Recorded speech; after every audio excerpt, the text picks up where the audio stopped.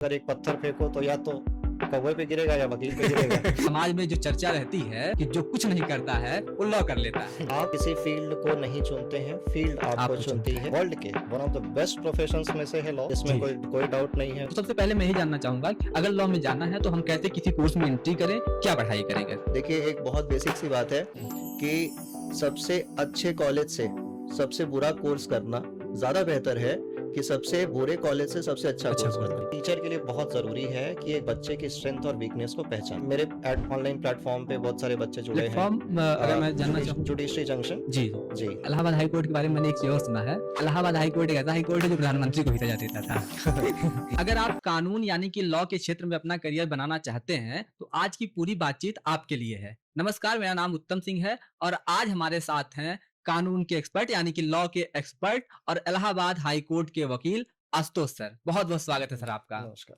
Sir, आज मैं आपसे लॉ के बच्चों के लिए बहुत सारी बात करने आया हूं, लेकिन उन तमाम सजेशन, तमाम सुझाव के पहले मैं एक बात जो है समाज में जो चर्चा रहती है कि जो कुछ नहीं करता है वो लॉ कर लेता है। सबसे पहले आप हमको ये बता दीजिए, क्या ऐसा कुछ होता है? देखिए, सुना तो हमने भी ऐसा, जी ठीक है, कई बार सुना है व्यंग्य के रूप में।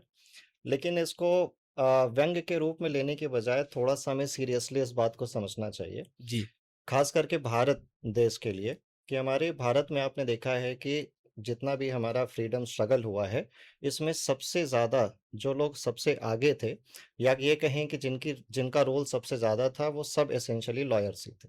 सारे लॉ ग्रेजुएट थे। जी और आप आज़ादी के बाद भी देखें कि भारत को शेप करने में हमारे जो कानून ने जो हेल्प किया, उसमें सबसे ज़्यादा जो रोल निभाया है वो लॉयर्स ने ही निभाया। जी लेकिन कहीं न कहीं ये कमी मैं भी मानता हूँ कि हम एज़ अ लॉयर फ्रेटर्निटी में से ही कहीं न कहीं ये निकला है, ये हुआ है। जहाँ से लोगों के बीच में ये बातें आना स्टार्ट हो गई हैं कि जो कुछ नहीं करता वो लॉ कर लेता। जी लेकिन मैं आपको इस बात से एश्योर करता हूँ कि वर्ल्ड के one of the best professions में से है लॉ। इसमें जी कोई डाउट नहीं है, कोई दो राय नहीं है।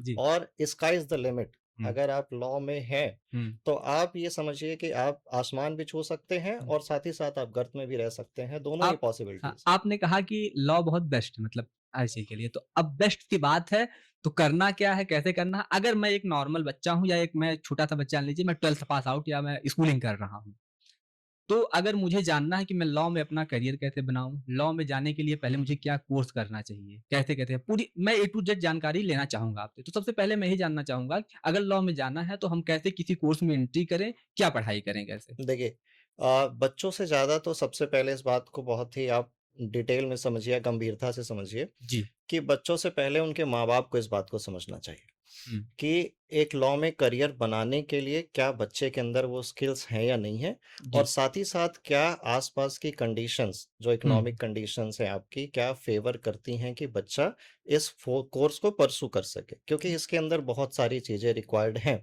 हम्म जैसे बात किया जाए कि एक बच्चा अगर लॉ का कोर्स करना चाहता है, हम्म तो किस स्टेज पे करना चाहता है? दो तरीके से आप कर सकते हैं। एक, 12th पास करने के बाद आप जी सीधे बीए एलएलबी, बीकॉम एलएलबी या इस तरीके के जो कोर्सेज होते हैं, 5 ईयर इंटीग्रेटेड लॉ जिसको कहा जाता है। हम्म दूसरा ऑप्शन ये है कि आप ग्रेजुएशन करें किसी भी स्ट्रीम में, किसी भी फील्ड में। हम्म साइंस से कर लिया आपने, आर्ट्स से कर लिया, और फिर आप 3 ईयर का एक कोर्स होता है एलएलबी, हम्म उसको कर सकते हैं। हम्म तो दोनों ही तरीके हैं, आप जिससे लॉ ग्रेजुएट कर सकते हैं, और उसके बाद आप जितने भी ऑप्शंस अवेलेबल हैं आपके लिए हम्म जॉब के लिए या इस तरीके के, वो दोनों से ही आप पॉसिबल है। हम्म लेकिन यहाँ पे सोचने वाली बात ये है कि आप कोर्स करने के लिए एक यूनिवर्सिटी या कॉलेज का सिलेक्शन करना बहुत महत्वपूर्ण है। जी और आप क्यों लॉ करना चाहते हैं?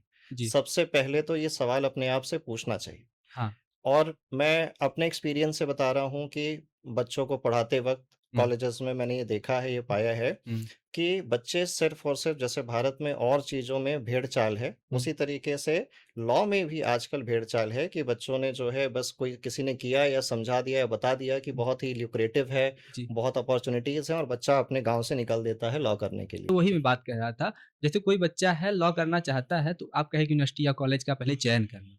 तो कैसे चयन करें? क्या देख के, क्या चीज़ें उसको मतलब नज़रअंदाज करनी चाहिए, क्या चीज़ें बहुत ही ध्यान रखनी चाहिए, इस हिसाब से वो चयन करें? देखिए, सबसे पहले तो आपको सोचना चाहिए कि आपको करना क्या है। जी। अगर आप प्रैक्टिस करना चाहते हैं, यानी कि हुँ, आप किसी हाई कोर्ट में या जो है डिस्ट्रिक्ट कोर्ट में या सुप्रीम कोर्ट में प्रैक्टिस करना चाहते हैं एज़ एन एडवोकेट, जी। तो फिर उसके लिए आपको एक पर्टिकुलर चीज़ का सिलेक्शन करना चाहिए या पर्टिकुलर चीज़ें देखनी चाहिए कॉलेज में आपको या हुँ, यूनिवर्सिटी में। हुँ। उसके अलावा अगर आप ये चाहते हैं यानी जो सबसे ज़्यादा पॉपुलर आजकल है, ट्रेंड में है जिसकी वजह से बच्चे लॉ करना चाहते हैं कि कॉर्पोरेट जॉब उनको मिल जाती है, कॉर्पोरेट फर्म्स हैं, जी। जिसमें एक अच्छा पैकेज उनको मिल जाता है। हुँ, इस वजह से वो लॉ करना चाहते हैं। हुँ, लेकिन उसके लिए आपको ये चूज़ करना पड़ेगा कि साहब आप जो टॉप एनएलयूज़ हैं, हुँ। उसमें भी आप टॉप बच्चे हैं तो आपका सिलेक्शन वहाँ पे हो रहा है। जी, आपको टियर 1 फर्म्स जो हैं, वो टियर 1 फर्म्स आपको तभी लेंगी जब आप ऐसे कॉलेजेस में पढ़ते हैं जैसे टॉप एनएलयूज़ हो गए, टॉप प्राइवेट कॉलेजेस हो गए, हुँ, तभी आपका सिलेक्शन होता है। अदरवाइज़ अगर आप ये कहें कि आप किसी भी एक्स-वाई-ज़ेड कॉलेज से आपने लॉ की डिग्री ले ली है और आपको अच्छे कॉर्पोरेट हाउस में टियर 1, टियर 2 लॉ फर्म में जॉब मिल जाए, हाँ, तो ये तो मतलब नेक्स्ट टू इम्पॉसिबल बात है आज के हिसाब से। जी।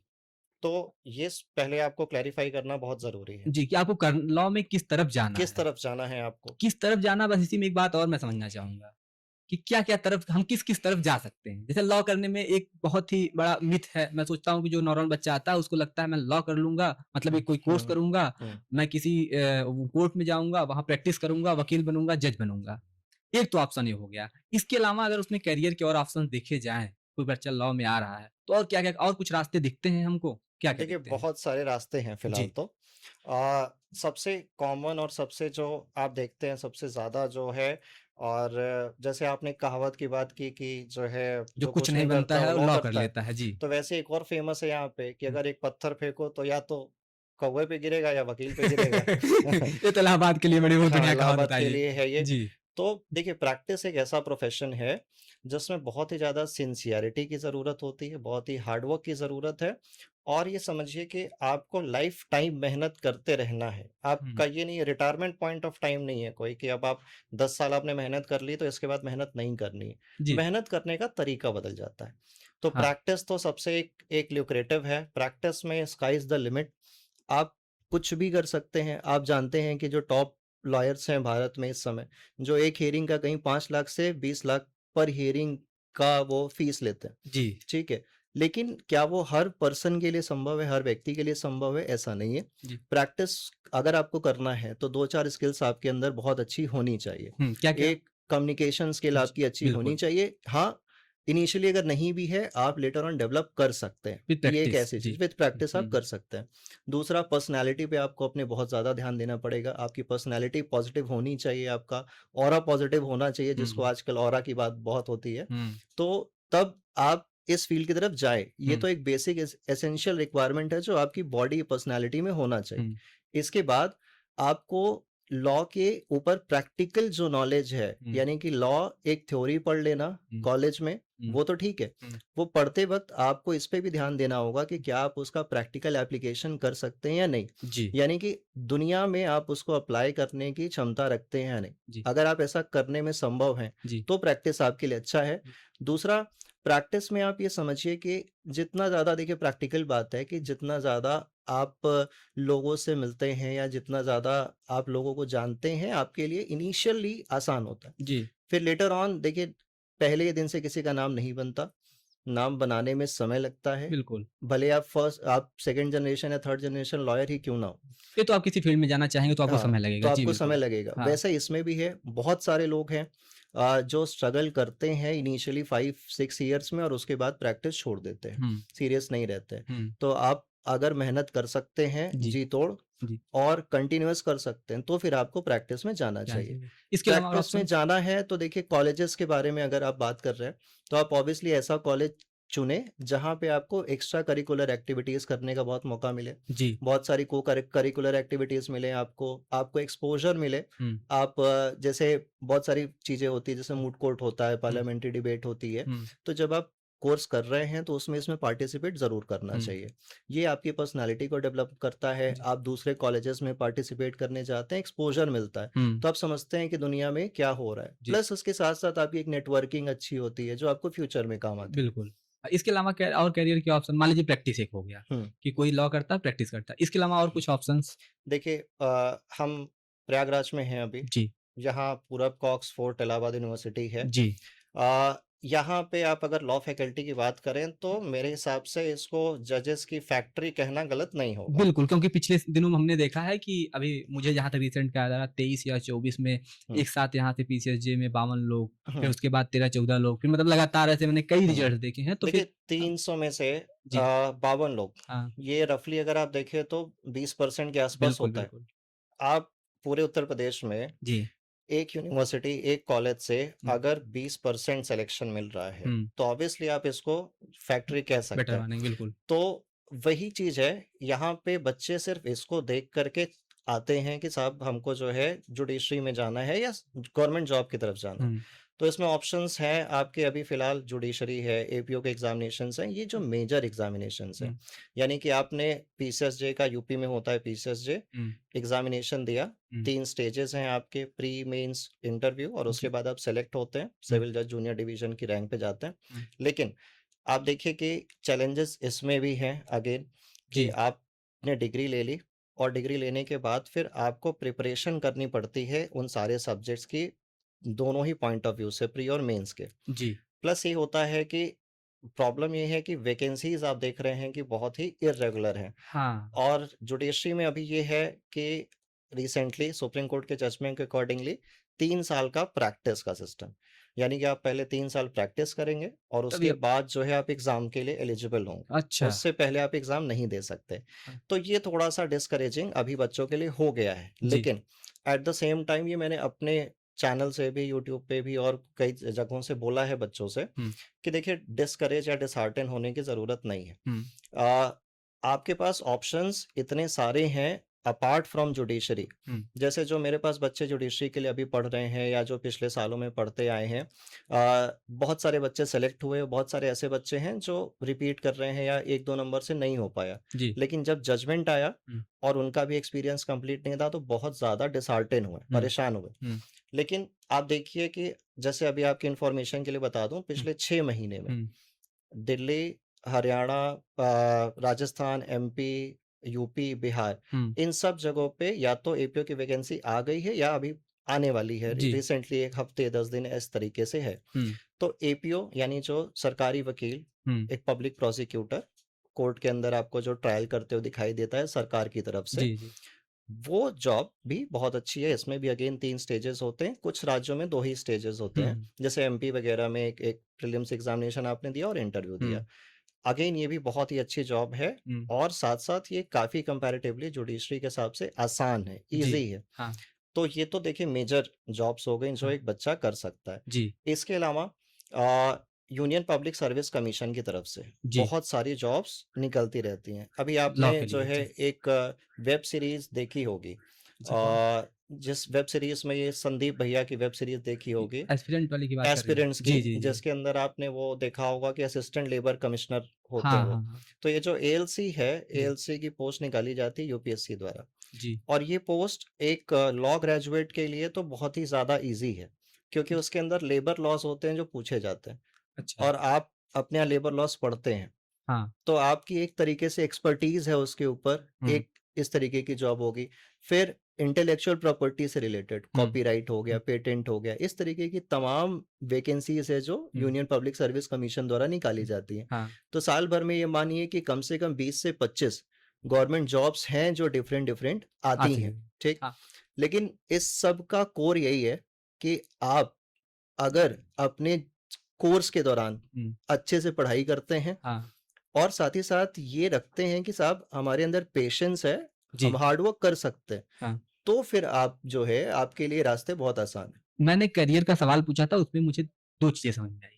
पहला या तो आप कोर्ट में प्रैक्टिस कर सकते हैं, मतलब जो वकील बन सकते हैं, आगे धीरे-धीरे हुँ, आगे बढ़ सकते हैं। दूसरा चीज़ कॉम्पिटिशन की दुनिया है। हुँ। जिसमें तमाम वैकेंसीज़ हैं, उसमें आप जो है कॉम्पिटिशन में आगे पढ़ लिख के आगे निकल सकते हैं, करियर ऑप्शंस में। इस तरह कॉर्पोरेट सेक्टर में अगर चाहें वकील मतलब लॉ वाले कुछ करना चाहें तो? देखिए कॉर्पोरेट सेक्टर में भी अगेन बहुत सारे ऐसे कॉर्पोरेट हाउसेस हैं, लॉ फर्म्स के अलावा जी, जैसे बैंक्स हो गए, हुँ, पीएसयूज़ हो गए, इसमें लॉ ऑफ़िसर्स की जॉब्स बहुत अच्छी आती हैं। जी। ओएनजीसी आप जानते होंगे, हुँ, हुँ, ओएनजीसी के अंदर हर साल लगभग आती है लॉ ऑफ़िसर की वैकेंसी, जो अब क्लैट के स्कोर पे होने लगा है। क्लैट के स्कोर या यूजीसी नेट के स्कोर के बेसिस पे जी, होता है। जी। तो वो भी आपके लिए ऑप्शन बहुत अच्छा है। हुँ, इसके साथ-साथ आप देखें अगर तो हुँ, किसी भी बैंक के अंदर हुँ, आपके लिए लॉ ऑफ़िसर जो होता है, हुँ, उसकी वैकेंसीज़ आती रहती हैं, हुँ, प्राइवेट में भी और हुँ, गवर्नमेंट बैंक्स बैंक्स में भी। जी, फिर आपका एक सेबी है, जी, आप stock exchange board of India जो है, जी, इसके अंदर हुँ, लॉ ऑफिसर की वैकेंसी आती है, वो बहुत अच्छी वैकेंसी है। हुँ, रेलवेज़ के अंदर आती है, हुँ, आपके इसके अलावा पब्लिक प्रोसिक्यूटर की हम बात कर रहे थे, हुँ, तो सीबीआई के अंदर जी, या फिर आपकी जो एनएसए है, इसके अंदर अभी जी, रिसेंटली आई थी पब्लिक प्रोसिक्यूटर्स की हुँ, वैकेंसीज़।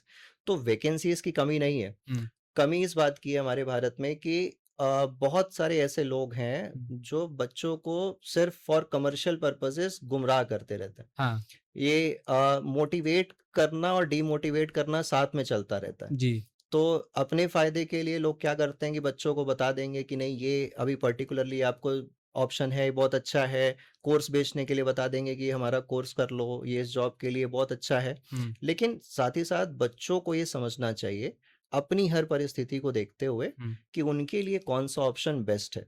आप हमको 2-3 चीज़ें बार-बार बताए हैं, परिस्थिति, एनवायरनमेंट और तमाम चीज़ें इसको ध्यान में रखने ही लॉ में आना चाहिए। आप जी। एक चीज़ और बताए हैं कि कोई इंस्टीट्यूट क चूज़ कर लेना चाहिए, हुँ, अच्छा-सा इंस्टीट्यूट, हुँ। ठीक है? तो पहली चीज़ कि आप कुछ इंस्टीट्यूट का नाम बताइए, जैसे आप इलाहाबाद यूनिवर्सिटी का नाम बताएँ। हम लोग इलाहाबाद यूनिवर्सिटी से प्रॉपर हैं, तो इलाहाबाद यूनिवर्सिटी बेस्ट है, मतलब मेरे हिसाब से। इसके अलावा कुछ और इंस्टीट्यूट आप नाम बताना चाहें, तो कुछ भी कोई इंस्टीट्यूट जहाँ से बच्चे और सब तो इलाहाबाद यूनिवर्सिटी आ नहीं सकते, इसके अलावा और भी कहीं जाना चाहें अगर तो। इसके अलावा एक चीज़ और हमको बता दीजिए कि इंस्टीट्यूट के अलावा अगर फाइनेंशियल कंडीशन अगर जिसकी नहीं सही है, तो क्या उसको नहीं आना चाहिए? एक चीज़ और, एक मैं इसमें और सवाल थोड़ा जी, छोटा-सा ऐड करूँगा हाँ। कि जितना कुछ आप बताए हैं, इस हिसाब से जो मुझे समझ में आ रहा है कि क्या लॉ के बच्चों को किसी बड़े शहर या बड़ी जगह जाना ज़रूरी है? या बिना मतलब गए लॉ हम कर सकते हैं, उसमें करियर बना सकते हैं? देखिए, जहाँ तक बड़े शहर की बात है, जी, तो अगेन आपको यही सोचना है कि आपको आगे क्या करना है। जी, अब इलाहाबाद शहर की बात कर लें, यहाँ पे इलाहाबाद हाई कोर्ट है, जी। ठीक? हुँ, आप देखेंगे कि अभी भी जुडिशरी में सुप्रीम कोर्ट से लगाए और बाकी राज्यों में चीफ जस्टिसेस जो हैं हाई कोर्ट के, हुँ, आपको बहुत सारे लोग हैं जो इलाहाबाद हाई कोर्ट को बिलॉन्ग करते हैं, जी, जिन्होंने प्रैक्टिस यहाँ से पढ़ाई यहाँ से की, हाँ। प्रैक्टिस यहाँ पे की और फिर आज जो है वो जजेस अच्छा, हैं या हाई जी, कोर्ट में या सुप्रीम कोर्ट में, जी, ठीक है? बट पॉइंट ये है कि अगर आप अपने शहर से बहुत दूर कहीं जाना चाहते हैं जी, और आपकी इकोनॉमिक कैपेसिटी आपके परिवार की इतनी नहीं है कि वो आपका महीने का खर्चा प्लस फीस इतना अफोर्ड कर सकते हैं, जी, तो फिर आपको आसपास के ऑप्शंस देखने चाहिए। हाँ। जैसे आप देखते हैं कि यहाँ पे इलाहाबाद यूनिवर्सिटी में पूर्वांचल के बहुत सारे बच्चे बिल्कुल, आते हैं, पूर्वांचल बिहार वाले से, लोग। झारखंड से, इधर हुँ, छत्तीसगढ़ से भी बच्चे आते हैं। जी, तो हमारे पास ऑप्शंस में सिर्फ इलाहाबाद यूनिवर्सिटी नहीं है, हुँ। ये तो है ही है। बनारस हिंदू यूनिवर्सिटी, जहाँ से मैंने पढ़ाई की है। अच्छा, जी, आप बीएचयू से हैं। जी, जी, वो एक ऑप्शन है आपके पास। लखनऊ यूनिवर्सिटी है। हुँ, फिर अगर आप और दूर जा सकते हैं, आपके पास ऑप्शन है, तो आप दिल्ली यूनिवर्सिटी देख सकते हैं। जी, लॉ के लिए तो बेस्ट ऑप्शन है हुँ, आपको एनी डे कोई एनएलयू, हुँ, नेशनल लॉ यूनिवर्सिटी। हुँ, लेकिन नेशनल यूनिवर्सिटीज़ में हर जगह फीस थोड़ी ज़्यादा है। अच्छा, अगर अ, बच्चा फीस अफ़ोर्ड कर सकता है तो ज़रूर नेशनल यूनिवर्सिटी में पढ़ना चाहिए। सब्जेक्ट उसका एडमिशन हो जाए, क्लैट का पेपर आपने दिया है, जी, टफ़ है कंपैरेटिवली उन बच्चों के लिए जो बच्चे अ हम सो कॉल्ड रूरल बैकग्राउंड कह सकते हैं, हुँ, उन जगह के बच्चों के लिए थोड़ा टफ़ है हुँ, कंपैरेटिवली। हुँ, लेकिन अगर आप उसको क्वालीफ़ाई कर लेते हैं और फीस अफ़ोर्ड कर सकते हैं तो बेस्ट ऑप्शन वो है। हुँ, सेकंड बेस्ट ऑप्शन आपके लिए ये यूनिवर्सिटीज़ हैं, सेंट्रल यूनिवर्सिटीज़ जितनी हैं आपकी और स्टेट हुँ, यूनिवर्सिटीज़। यहाँ से आप अपना लॉ का कोर्स जी। कर सकते हैं। मैंने आपकी इतनी बातों से एक चीज़ समझा, जो मुझे समझ में आया कि आप इलाहाबाद यूनिवर्सिटी को बेस्ट क्यों कह रहे थे। आपने एक बात और कही थी, एक पत्थर मारा जाए अगर इलाहाबाद में तो एक या तो कौवे को लगेगा या किसी वकील को लगेगा, ठीक है?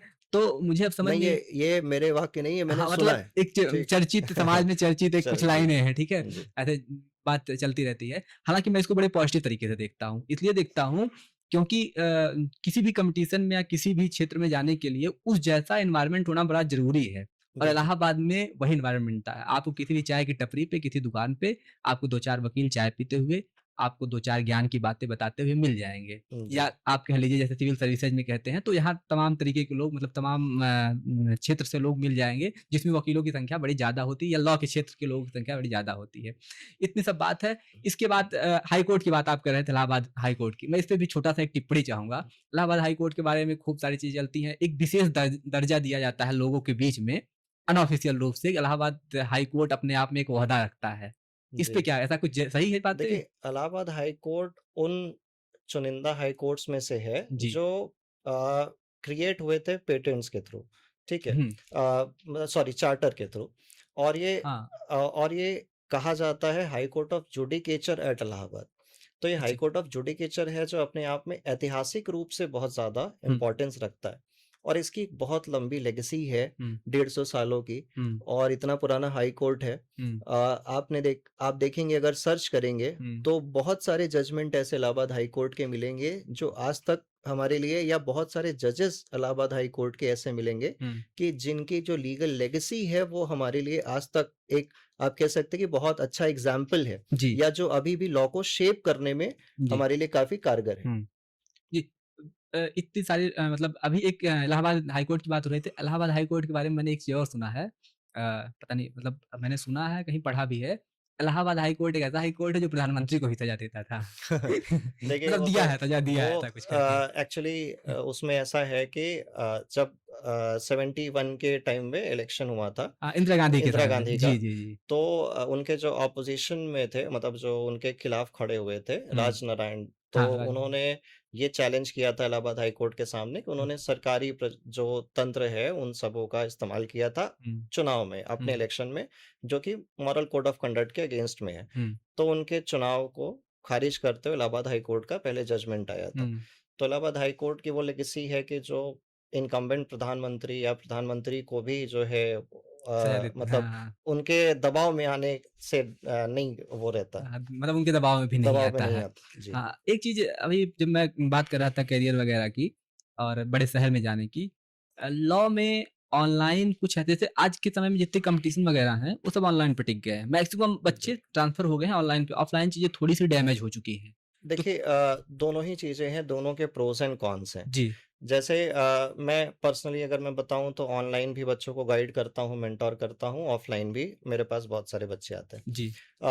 ऑनलाइन का ये फ़ायदा है कि अब एक बच्चा है, एक बच्ची है उड़ीसा से, हुँ, वो भी जुड़ी है, हुँ, कोई बच्चा है जम्मू एंड कश्मीर से, वो भी जुड़ा है, हुँ। कोई ऐसा बच्चा है जो शहर आ नहीं सकता ऑफलाइन कोचिंग करने के लिए, जी। वो अपने घर पे रह कर के हुँ, कम फीस में एक्स्ट्रा कोई बर्डन ना उठाए बिना भी हुँ, तैयारी कर सकता है, पढ़ सकता हुँ। है। ये एक सुविधा है जो जी। जो आजकल मुझे लगता है बच्चों के लिए बहुत अच्छी बात है, हुँ, पॉज़िटिव है इसका। हुँ। अ, आप ये समझिए कि मेरे पास टेलीग्राम पे या व्हाट्सएप पे लगभग 500-600 मैसेजेस अनसीन पड़े रहते हैं।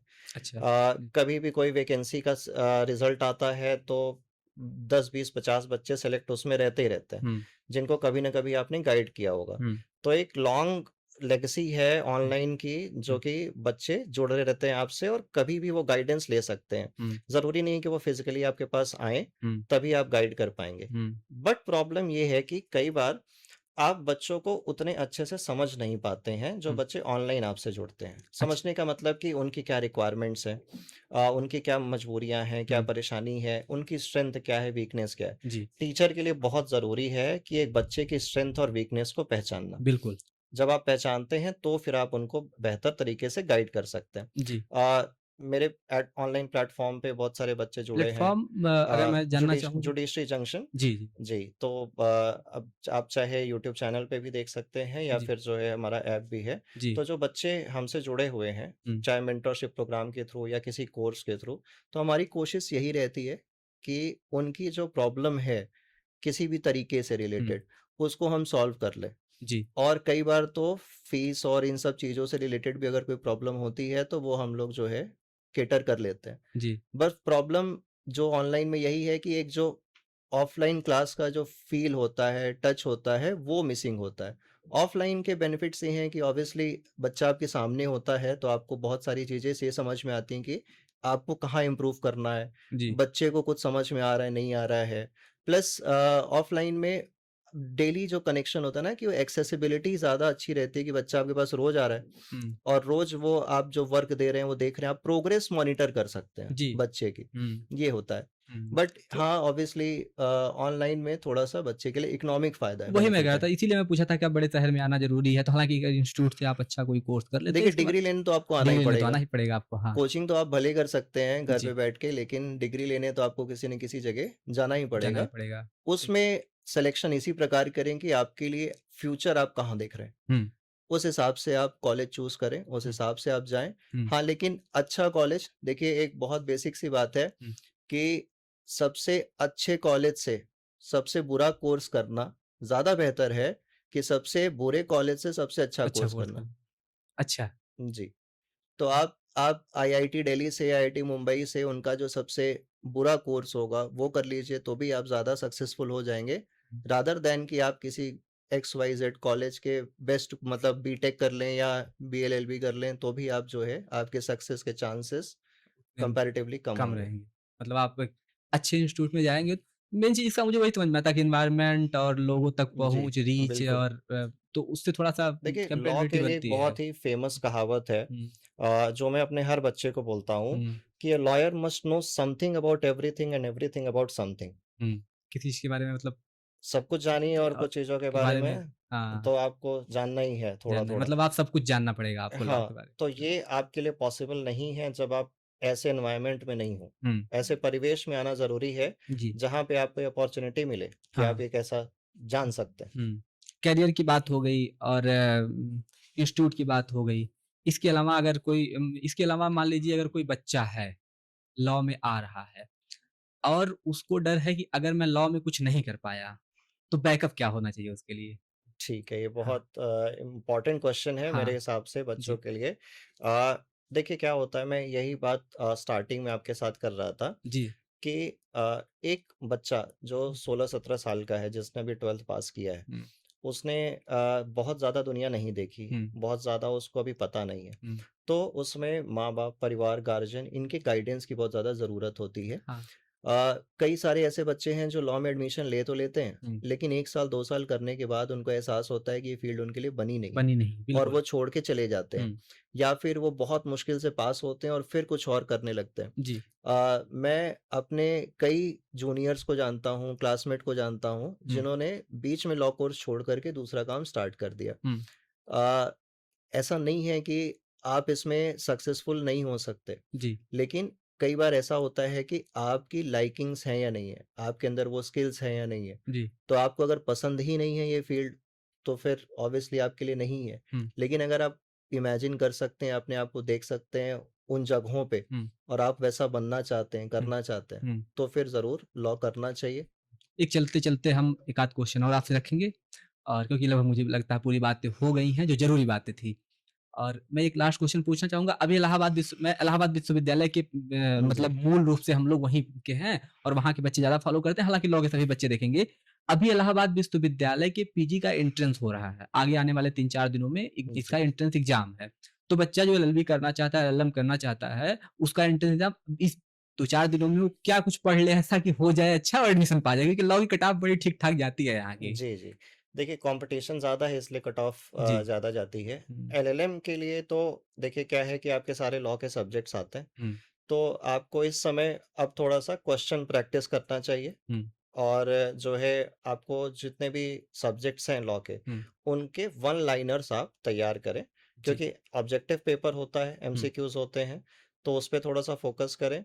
जो मेजर सब्जेक्ट्स हैं, जिनका वेटेज ज़्यादा है, उन पे फ़ोकस करें और वो बच्चे जो अंडर ग्रेजुएट कोर्स के लिए यानी कि एलएलबी के लिए एग्ज़ामिनेशन देने वाले हैं, जी। तो वो बाकी सब्जेक्ट्स के साथ-साथ जो आपका लीगल एप्टीट्यूड का पेपर आता है, हुँ, उसको आप थोड़ा-सा ऐसा समझें कि जो बेसिक्स हैं हुँ, लॉ के, हुँ, बेसिक बातें किसी किसी भी चीज़ की जैसे मान लीजिए कि कॉन्ट्रैक्ट के कुछ बेसिक कॉन्सेप्ट हैं, हुँ, ऑफ़र एक्सेप्टेंस हो गया या कुछ ऐसे कॉन्सेप्ट्स हैं जैसे क्राइम से रिलेटेड जो बेसिक कॉन्सेप्ट्स हैं, हुँ, मेंस रिया वगैरह के, थोड़ा-सा इन सब के बारे में जानकारी ले लेनी चाहिए। जी, बाकी आप फ़ोकस्ड होकर के पेपर देंगे, हुँ, तो ऑब्वियसली होगा। बिल्कुल। और इन सब बातों के साथ और मुझे लगता है सारी बातें हो गई हैं और कुछ अगर आप बताना चाहें तो बता दीजिए। और क्योंकि और जो बच्चे जो उनके सवाल होंगे, जो किसी बच्चे का पर्सनल सवाल होगा, आप कमेंट बॉक्स में ज़रूर आप लोग लिख दीजिएगा। हम आगे कभी भी आपके सामने फिर से सर के साथ जुड़ेंगे, ज़रूर पूछ लेंगे या किसी भी तरीके से आप तक ज़रूर पहुँचते रहेंगे। आप हमसे भी जुड़े रहिए और अगर आपको कोई चीज़ लगता है कि आप लॉ के बारे में कुछ और जानना चाहते हैं, तो सर से भी आप जुड़ सकते हैं। आप जी, मेरा मेरा टेलीग्राम लिंक जो है वो जी। भी बच्चों को शेयर कर आप सकते आप हैं। हमको दे दीजिएगा तो मैं शेयर कर जी, दूँगा बच्चों बिल्कुल, तक तो क्योंकि मैं बच्चे हम जो लोग हैं चाहते हैं कि जो ज़रूरतमंद बच्चे हैं जहाँ तक हुँ, जिसकी हेल्प हो पाए वहाँ तक वो जी, ज़रूर हेल्प हो। बिल्कुल, किसी भी बच्चे को किसी प्रकार की कोई गाइडेंस लॉ में चाहिए हो, जी, तो हम लोग अवेलेबल हैं। जी, हर प्रकार से बच्चे को गाइड भी करते हैं, सहायता भी करते हैं। जी। तो बाकी वही है कि एट द लास्ट ये है कि आप किसी फ़ील्ड को नहीं चुनते हैं, फ़ील्ड आपको आपको चुनता चुनती है। है। तो जी, इस बात को ध्यान में रखते हुए आप फिर आगे बढ़ें। जी। चलिए बहुत-बहुत धन्यवाद सर आपका, आपने इतना समय दिया। जितने भी सवाल आएँगे कमेंट बॉक्स में, आप लोग जितनी भी प्रतिक्रिया देंगे कमेंट बॉक्स में, कभी सर के साथ बैठेंगे हम फिर से, तो आपके सभी सवालों का जवाब फिर से लेके आएँगे। इसके अलावा आपके सर का टेलीग्राम का लिंक, अपना टेलीग्राम का लिंक और इंस्टाग्राम सभी लिंक हम कमेंट बॉक्स में पिन कर देंगे। आप वहाँ से जुड़ सकते हैं और हमारे चैनल को भी सब्सक्राइब कर लीजिएगा क्योंकि आने वाले समय में ऐसे तमाम इंटरव्यूज़, तमाम बातचीत और भी जितनी सारी चीज़ें होंगी, हम इसी चैनल पे लेके आते रहेंगे। बहुत-बहुत धन्यवाद आपका।